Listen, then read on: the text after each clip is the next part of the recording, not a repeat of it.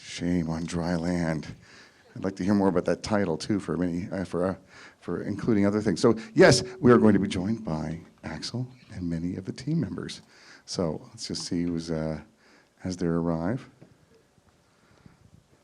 I have arrived. That's right. And why don't you you do some introductions for us here? This is the writer-director Axel Petersén. And who else do we have here?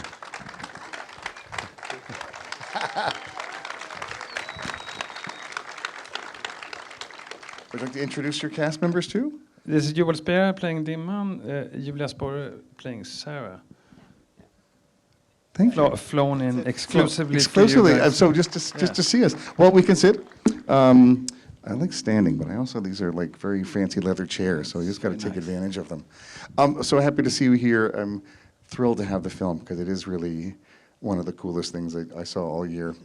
And just to start, I mean, we'll get to questions in the audience for sure, but I mean, just as this, like, just as the ambiance of this setting is so unique and compelling, and I mean, I didn't know about this sort of milieu of kind of somewhat decadent Swedes living in Malta, and sort of how did that become an interest to you? How did you discover this sort of expat community of, you know, probably vaguely criminal, or maybe not vaguely, but.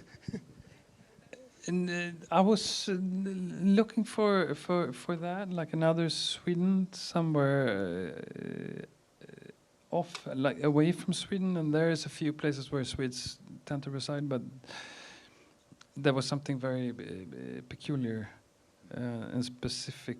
I guess also because it's an island, so it's very contained, and it's a proper colony.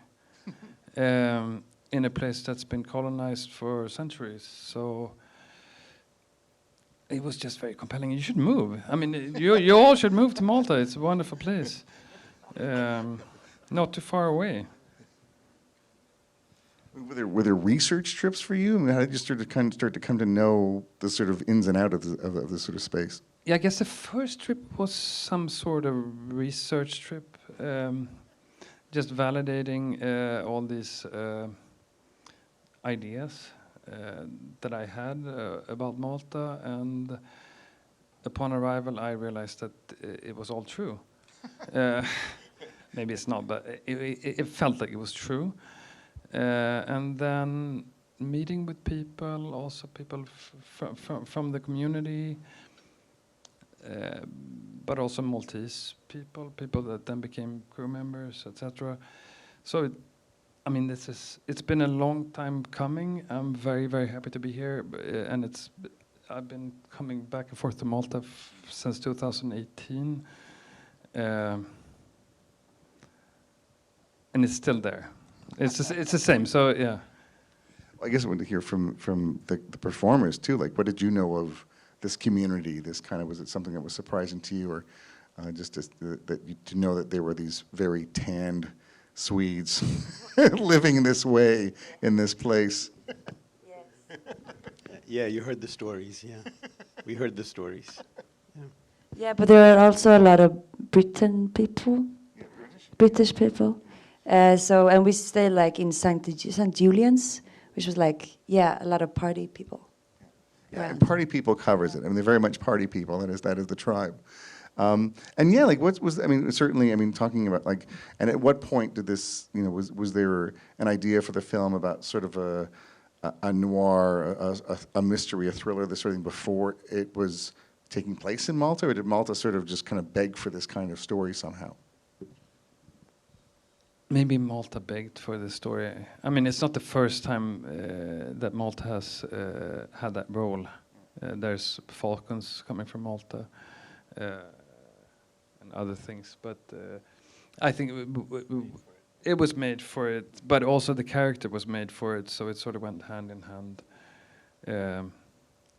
I guess Dimman is maybe not your typical noir hero, but I guess there is no typical noir hero because it's usually an anti-hero, and in this case maybe I don't know, socially awkward anti-hero maybe, but. Who sets foot or lands on this island? Yeah. I've been describing the film to people before that, as this, having this protagonist as a kind of protagonist I love and I don't get to see very often, especially in sort of noir style films, which is a sort of protagonist who's like a sort of investigator and almost immediately out of his depth. Like there really isn't sort of a sense of him perhaps sort of commanding. He's already sort of floundering in his own kind of way. I mean, but in a way that's actually exciting because you can tell he's doing his best. But talk about how that sort of character kind of like why was he the right character for this story, like Timon? I mean, some things I wanted it to be very direct in terms of plot. Some not direct at all. I'm sorry to keep you wondering.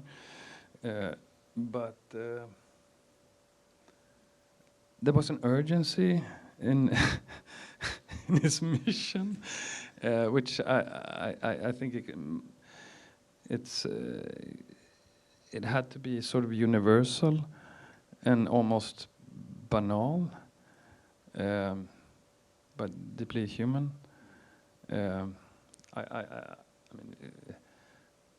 I guess most people can relate to wanting to reconcile with someone at some point or for some reason. And maybe sometimes it's more urgent than others. However, it's got super bad timing. And slightly selfish as well, because it's not really about him. I mean, who shows up a few days before someone's wedding wanting to be about him? That's stupid. Anyway, but sorry. Yeah. Maybe I answered the question. No, it's good. I'd love to hear from Joel too, just because it is such a fascinating kind of character, especially in this kind of story. I mean, sort of subverts everything you're going to expect about a thriller to have this kind of figure. I mean, what were some of your ways into Timon? At first, it was kind of physical. I think bearing the weight of that a heavy burden of needing forgiveness and being urgent in a way. So I felt if you have such a burden that it actually physically puts on your body. So I kind of started from that corner, and then I think Axel's writing is, I mean, it's amazing for an actor because it's so character driven in that way, because it's like his inner motor is propelling him forward, and the plot just happens. He doesn't know when he puts foot on the island what's going to happen, and so it's kind of letting go in a way, and just letting the movie tell his story in a way. And I think even he has secrets from the movie itself. So I don't know if that's but that's my answer. I don't know if it's a good one, but it's my answer. Oh, I think it's a great answer. And please, if people want to jump in with questions or comments, feel free. Oh, sure, go ahead, right there in the middle.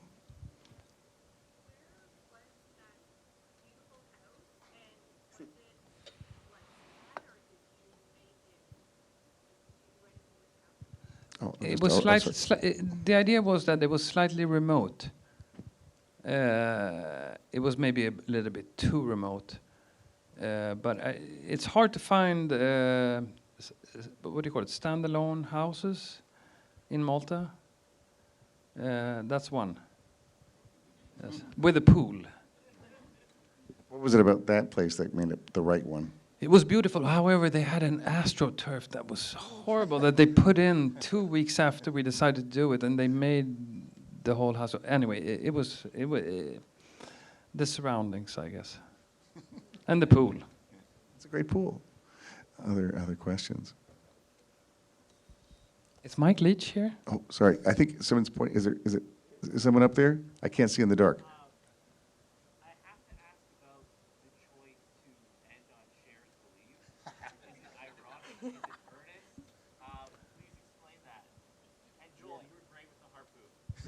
Thank you. That's great. It's not ironic. I think it's a beautiful song. However, I can understand that it brings, I don't know, double, how do you call it? Double feelings, maybe? It's like, is it funny or is it not? Or is it sincere or is it? But I think it's a beautiful song that comes very much from the perspective of I mean the lyrics comes from the perspective of Dimman, that character, and it was always something that this dubious wedding planner Pierre sort of had planned. It's my trick. But there's another layer which I heard about, which we may not know if we are not familiar with the person playing Pierre, which is the fact that this is a very famous singer. He is the Michael Bolton of Sweden. He is, even though it didn't show, like, I don't think this particular song was representing his caliber or voice, but he has possibly maybe the best voice in Sweden. So he was not very happy with the choice of the song, but I think we put it through, and I think we had to slow it down somewhat for it to fit. But he was a bit resistant. But now I think he's okay. He loves it. He's okay, and yeah. But I think with time, maybe this is also a generational thing. I don't know who asked the question, but it could be that's maybe it's an ironic song by now. But I think down the line it's not going to be. I think it's a beautiful song. I think it's a beautiful. I mean the words. I mean it's pretty much a breakup song, I guess, or a divorce song if you want. Of someone not wanting to, or is okay to part ways. So it's a weird song to sing at a wedding anyway. It's a Right, first. it's a weird wedding song, come to think of it. It's a first. Yeah, it's like, I don't know, maybe the wedding is, maybe a second wedding song, maybe it's okay. I mean, people should celebrate the divorces more, I think, in general. I think it's far too, I mean, walk backwards out the aisle and all that. It could be. Sing with or without you. Yeah, exactly. It is. I love it. Was it an early decision actually to have it kind of play like it does, to sort of have this sort of final kind of montage moment with that song, kind of, it's sort of a release from the film, and sort of for Dimman, it's to have him kind of exit the story with this sort of grand gesture somehow. Was that always the song, and to sort of present it that way?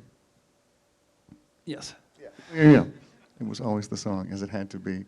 I don't think that at one point, very far back, I have to tell, it was, I think it's a Russian folk song called "Who Can Sail Without Wind." I don't know if you're familiar with that. It's a very sad song, but you can't sail. Yeah. It's super sad. All the Russian, when they drink a lot of vodka, they start crying because it's so sad. You have to say, you have to have friends, and if you don't have friends, you can't sail because then there's no wind. And it was just too sad. It was too sad. Yeah. Really sad. And it's also even weirder to play at a wedding. It's like, that would be super weird to play at a wedding. That would be, and also out of character for Pierre. I don't think he's into that. No, I'm sorry. It's old Russian folklore. No, Pierre got the song he needed, I think, in that moment. Other questions? Sorry if I can't see you. Just wave hard because it's a bit. Oh, yeah, good, perfect. Thank you. Go ahead. I had a question like you did about the title. In Swedish, the title is one word, but so does it have a different meaning? Why did you choose the English translation? If people can hear, just talking about what the Swedish title is and why the title in English and what it means. Yes. It had the same title in both languages at one point, which is "Shame on Dry Land." It's a direct translation from "Skam på torra land," which is an old Swedish proverb from, I don't know, 16th century, meaning that the shame is so big that it overfloods the land like a river or the sea onto an island. And that would be this character. But it would also be something that would be said, someone pointing a finger saying, "Oh, now shame walks on dry land." But then the Swedish title is something else. It's Syndabocken, which it's the scapegoat, which is in English or in English films, I guess very, very overused. I mean, and I don't know how many times. I mean, there's hundreds of films called that. However, in Swedish, it has a sort of 70s vibe to it, I guess. It's like an old film. It sounds like an old film, and I think once it was done, to me it just felt like this is something that I dug up under the sofa. Where did this come from? It's like an old flick. It's like, I don't know, how did this happen? I've been working on this for years, but why does it feel like an old flick? It's not even a movie. So then the escape of Syndabocken, which is 10 times. I mean, you can't even imagine. For those who speak English or Swedish, you can. But it has a totally different tone to it, Syndabocken. It's something, we don't even use that word anymore. And that's Syndabocken, yes. So that's the explanation. We have 2 titles, which I'm happy with. I mean, we can even have 3 titles. We can have 4 titles, maybe Spanish title, Chinese title, Maltese title. I'm happy for suggestions. I'm open. Whatever's going to fit on the poster, we got some options. We got time for one more. If anyone has another one, I know sorry if there's someone with a hand up, just point towards it because I can't quite see in the dark. But I did have one because I think that one of the things about the film, which I think is amazing, is this. There. Oh, you got one? Oh, yeah. I see one there. Okay, good. Yes, over here, please. Oh, no, you're pointing. Up there, up there, up yes, there, okay, up go there, ahead. up there. Perfect, please. Last row. That's my question. Thanks very much. Thank you. Okay, go for it. The composer, he's possibly Sweden's, I don't know, one of Sweden's sexiest young, I mean, he's super hot, young guy, 27 years old, looks, I mean, he's a model, basically. Traveled the world as a DJ from age 17. He did it all. But he's also a very talented musician. And this was a little bit of a chance or a risk-taking when working, because he's never done this before. And I think the only thing I told him was that, because he plays guitar, he's a super skilled guitarist, and I never really thought that Dimman, the character, was a guitar. So I said, maybe, can you try and introduce some sort of wind instrument? And I think that was one of the few suggestions I made. And then out came this, which, if I didn't know better, I would think that it was made by an old Czech man with a huge belly, or like, I don't know, like old, a very old, very old person, and not this, sexy young, cool guy. It really is amazing. It is the perfect for this film. But we held hands and we were like sending stuff back and forth. But I think the wind, the only thing I was asking for was wind, and out came a completely hysterical underwater trumpet and flute and some other arrangements.